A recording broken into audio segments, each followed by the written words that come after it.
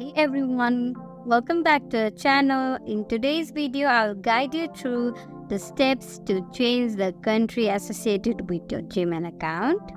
Sometimes you may need to update this information due to relocation or for accessing region-specific features. First, log into your Gmail account on your web browser. Once logged in, click on your profile picture or initial at the top right corner.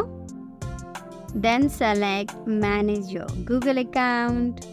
Next, navigate to Personal Info.